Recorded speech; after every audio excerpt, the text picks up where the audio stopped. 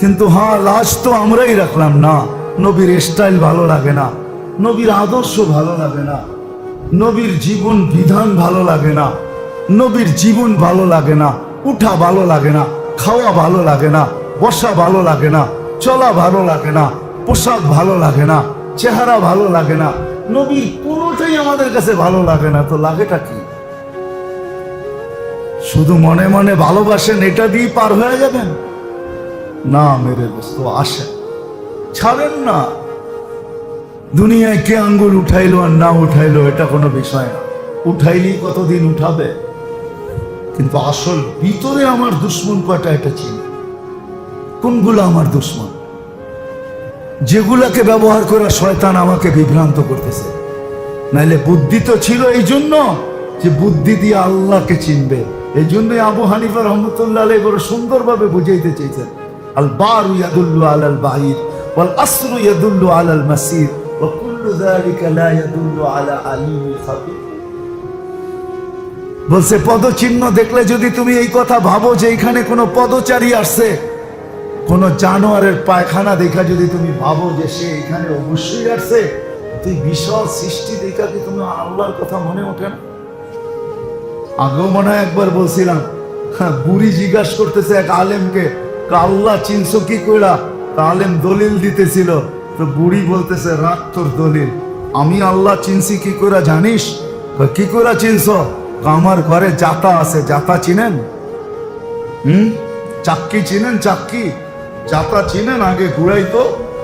হ্যাঁ, আমি জাতা দিয়া চিনছি। কয় কি কইরা? কয় এটা আমি ঘুরাইলে ঘোরে, নাইলে ঘোরে না। এই জগৎটা কেউ চালাইলে চলে, নাইলে এটা চলে না। আমি এইভাবে আল্লাহ চিনছি। তুই রাখ দলিল তো। এটা দিয়ে কি বোঝা যায় না আল্লাহ আছে? আর কিভাবে বুঝাই তো? আল বারু ইয়াদুল্লু আলাল বাই ওয়াল আসরু ইয়াদুল্লু আলাল মাসির ওয়া কুল্লু যালিকা লা ইয়াদুল্লু আলা আলিমিল খাবীর। আমি আমার বিবেক দিয়ে বসতে চাইতেছি, শয়তান আমাকে বিবেক দিয়ে বিতাড়িত করতেছে। তাহলে আকল দিছিলেন আল্লাহকে চিনার জন্য। এই জন্যই তো কবি, উর্দু কবি লিখতে বাধ্য হয়েছেন। আবার উর্দু বললে পাকিস্তানি বুঝেন না, উর্দু পাকিস্তানের ভাষা না, উর্দু কিন্তু ইন্ডিয়ার ভাষা। অরিজিনাল উর্দু ইন্ডিয়ার থেকে পাকিস্তানে গেছে। পাকিস্তানের ভাষা কিন্তু চারটা, ওদের আঞ্চলিক ভাষা। পাঞ্জাবি গো পাঞ্জাবি ভাষা, সিন্ধি গো সিন্ধি ভাষা, বেলুচি গো বেলুচি ভাষা, আর পাঠান গো পশতু ভাষা।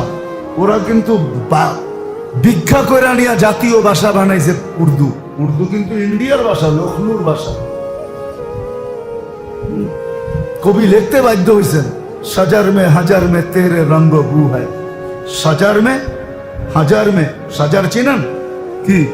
গাছপালা, তরুলতা। সাজার আরবি শব্দ, যদিও উর্দুতে ব্যবহার হয়। সাজার মে হাজার মে, হাজার মানে পাথর। সাজার মে হাজার মে তেরে রঙ্গ বু হ্যায়, যেদার দেখতা হুঁ উদার তু হি তু হ্যায়। আরে যদি বোঝেন তাইলে আয়নায় চেহারা দেখে আপনি আপনাকে দেখবেন না, আল্লাহ দেখবেন যে আল্লাহ আমাকে কত সুন্দর বানাইছে। এই এক ফোঁটা পানিকে এরকম কি করে বানাইলো? এই জন্যই তো আয়না দেখার দোয়া দিছেন, আলহামদুলিল্লাহিল্লাযী আল্লাহুম্মা হাসসানতা খালকি ফাহাসসিন খুলুকি। আয় আল্লাহ, তুই আমাকে এক ফোঁটা পানি এত সুন্দর বানাইছস।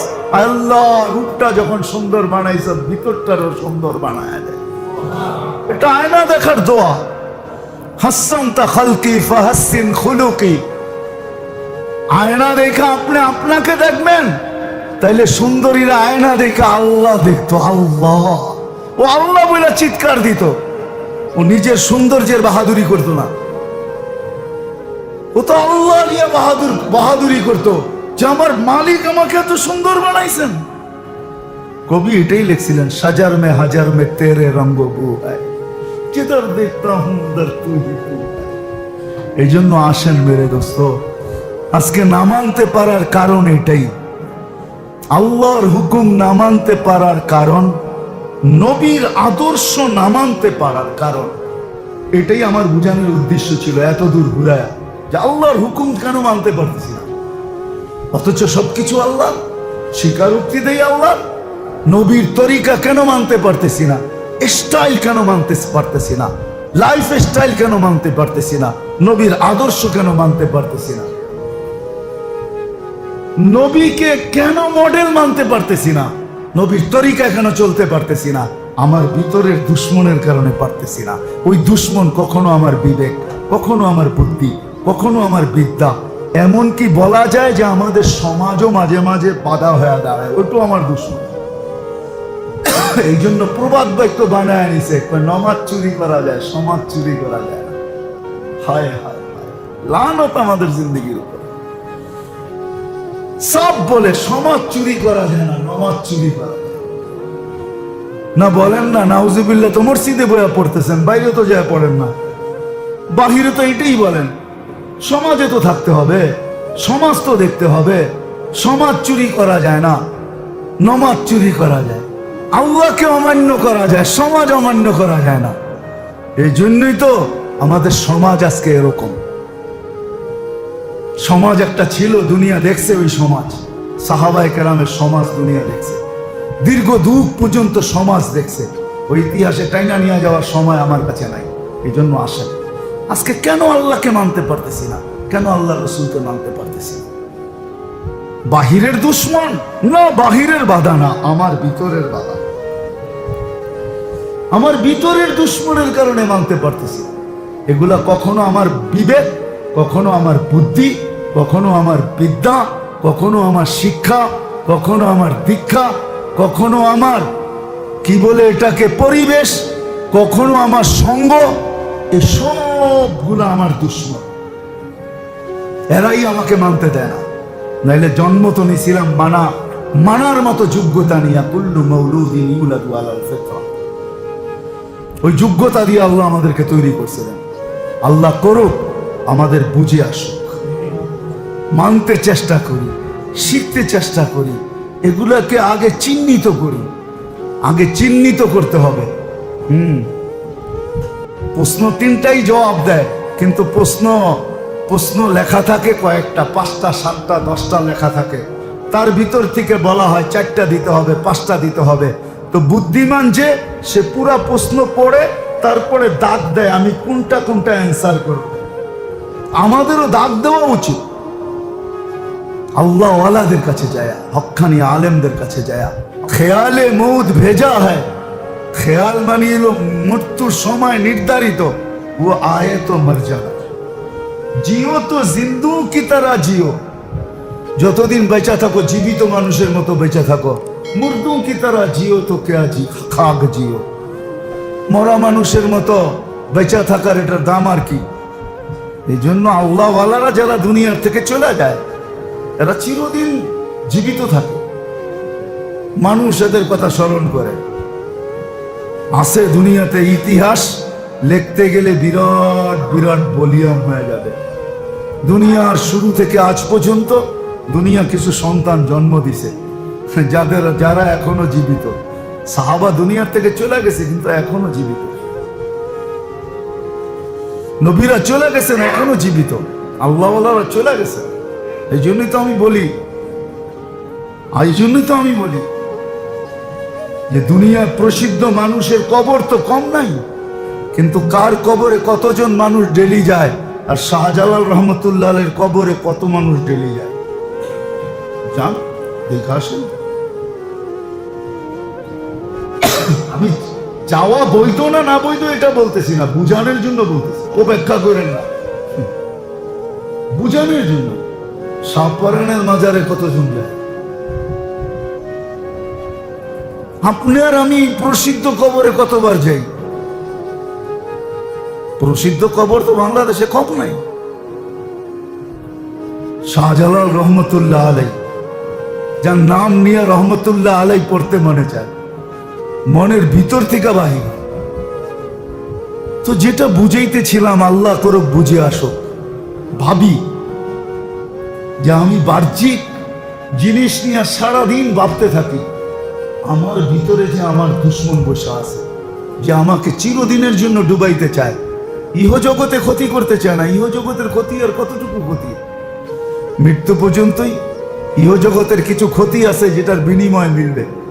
আরে কাটাও যদি আমার পায়ে আইসা নিজেকে চুবায়া দেয়, খোঁচা দিয়া দেয়, কাটা যদি নিজে আসলো আর আমার পায়ে খোঁচা দিল, তো আল্লাহর রসুল বলেন, আল্লাহ বলেন, আল্লাহর রসুল সাল্লাল্লাহু আলাইহি ওয়াসাল্লাম বলেন, তোমাকে সওয়াব দেওয়া হবে।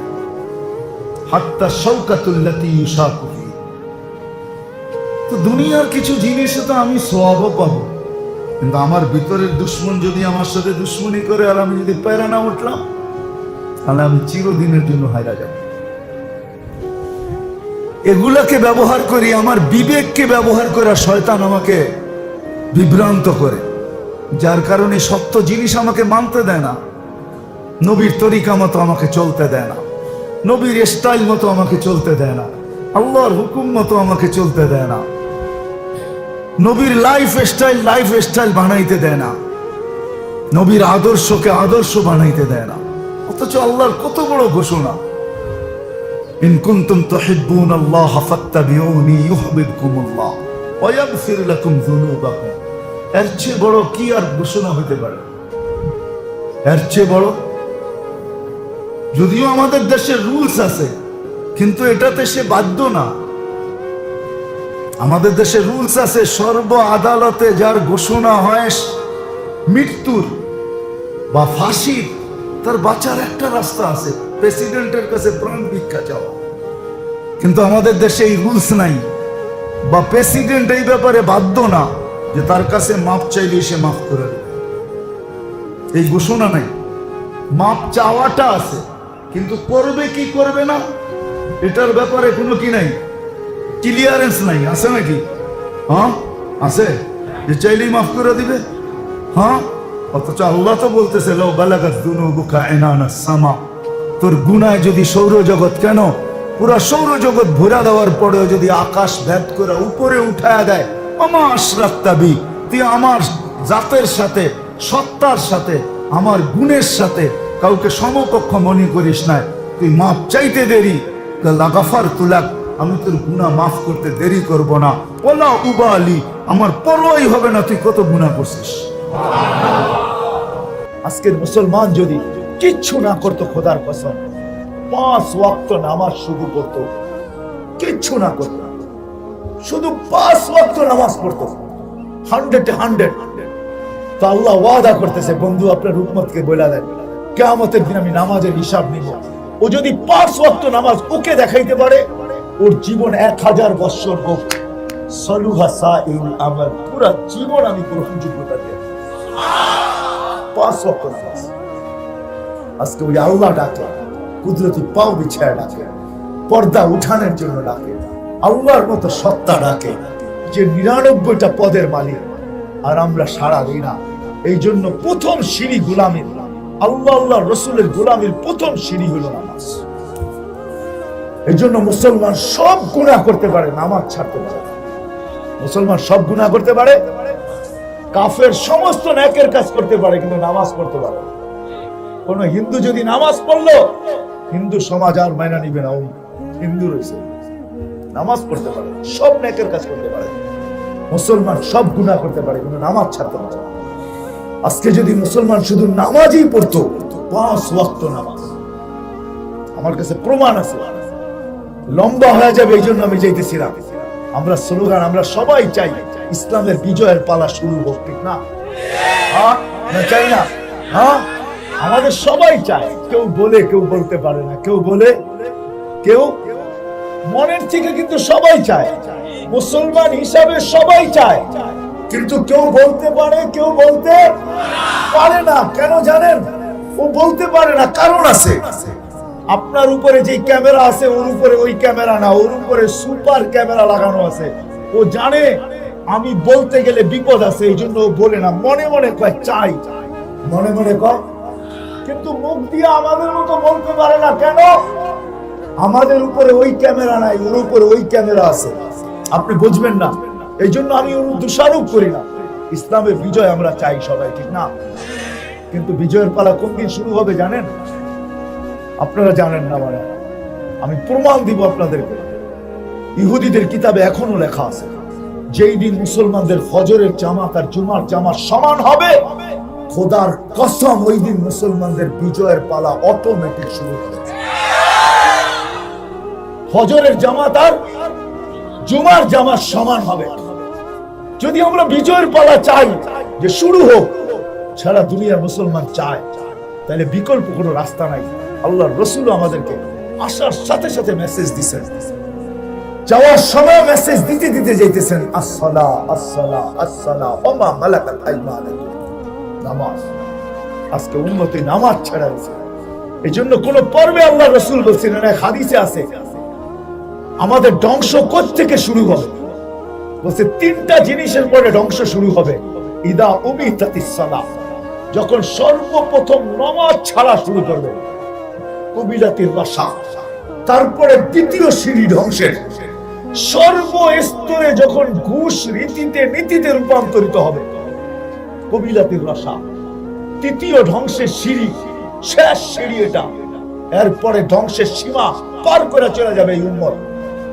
ইউবাউদ্দিন বিআরদিন ইয়াসির মিনাদ দুনিয়া, সামান্য দুনিয়ার বদলায় দিন উঠায় বিক্রি করে। সামান্য দুনিয়ার জন্য ঈমান বিক্রি করে, দিন বিক্রি করে দিবে, আখিরাত বিক্রি করে দিবে, জান্নাত বিক্রি করে দিবে। ভাববেও না কি বলতেছে, পরিণতি কি দাঁড়াবে, ভাববেও না। চামড়ার বক্তব্য বলতে থাকবে। এই জন্য আসছেন আপনাদের কাছে ওয়াদা, যদি চান যে আমি জীবন গড়া যেতে চাই, পরিচিতি নিয়ে যেতে চাই, ইজ্জত সম্মান নিয়ে যেতে চাই। আজকে জীবন গড়া হয় না বিদায় মা বোনদেরকে বলি, মা বোনদের আমাদের জীবনের কোন, আমি কালকেও বলছিলাম এক জায়গায়, হ্যাপি হইলো কেক, আমরা না। হ্যাপি হইলো কি কেক, বোঝেন? মনে হয় বোঝেন নাই, বুঝছেন? বুঝেন নাই। কেকের মধ্যে লেখা থাকে না হ্যাপি, তো হ্যাপি কে হইলো? কেক। হ্যাপি কে? আমরা তো হ্যাপি না, ঠিক না? আমরা হ্যাপি, আমরা সুখী না, আমরা কেউ সুখী না। কেক সুখী, ওইখানে লেখা আছে হ্যাপি, ঠিক না? কেক সুখী, আমরা সুখী না। কারো জীবন সুখের না কেন? অথচ একটা ঘর দেখাই আপনাদেরকে, মা বোনদের উদ্দেশ্যে বলতেছি, একটা ঘর দেখাই, চতুর্থ দিন পর্যন্ত কামায়া নিয়ে আসতে পারে না আলী রাদিয়াল্লাহু তাআলা, আর চুলা আজকেও জ্বলবে না। ঘরে যখন ফিরতেছেন, ফাতেমা রাদিয়াল্লাহু তাআলা আনহা অপেক্ষা করতে করতে দেখতেছেন সন্ধ্যা ঘনায় আসলো, আলী তো ফিরে না।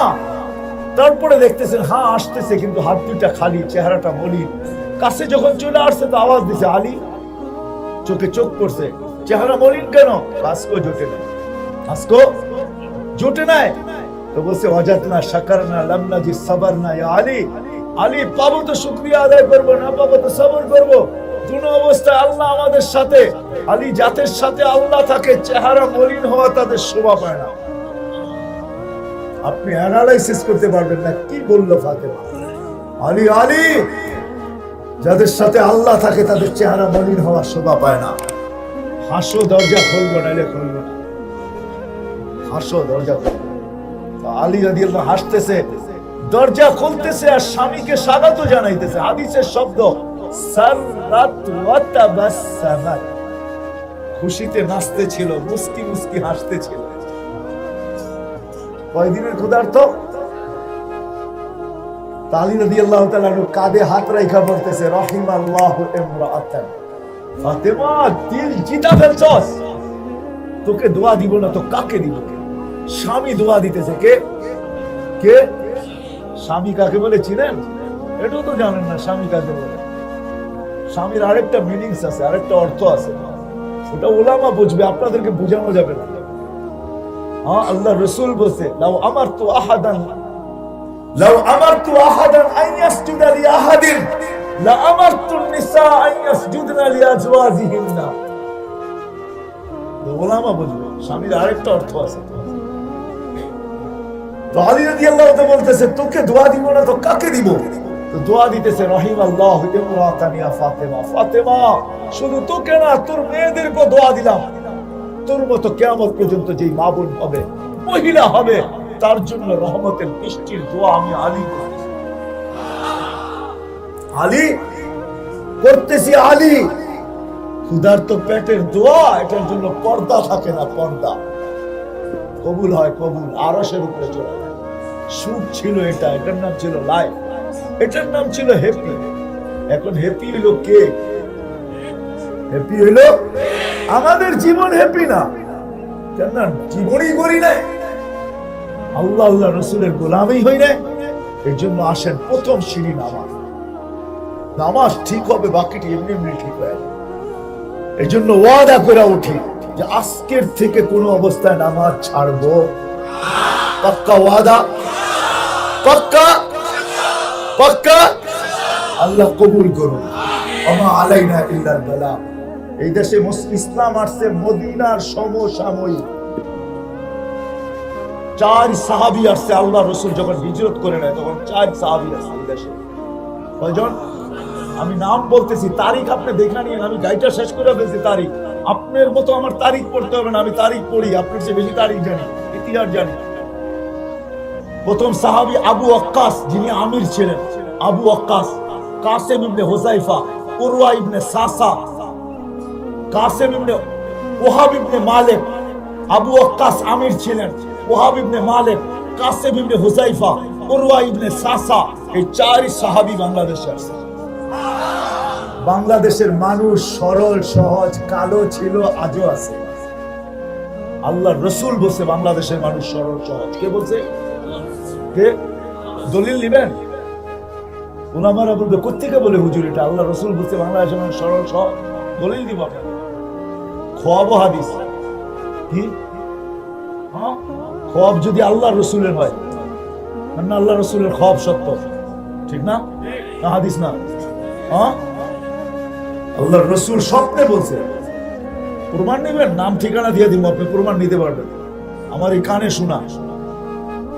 আল্লাহ রসুল বলছে স্বপ্নে এক জামাতকে। কান্দেন কেন আপনি? বলছে বাংলাদেশের সরল সহজ উন্মতের জন্য কাজ। বাংলাদেশের উন্মত কি? সরল সহজ। এই জন্য এই জাতিকে বাংলা খাওয়া সহজ। এই জন্য বাংলা খাওয়া কি? বাংলা খাওয়া কি? সহজ। সরল সহজ যদি না হইতো আপনি বাংলা খাইতেন ওদেরকে। বাংলা খাওয়া সহজ। আবার যদি সরল সহজ খেপে, তাহলে আরে আবার সামলানো সহজ। আরে সামলানো আর কি সহজ?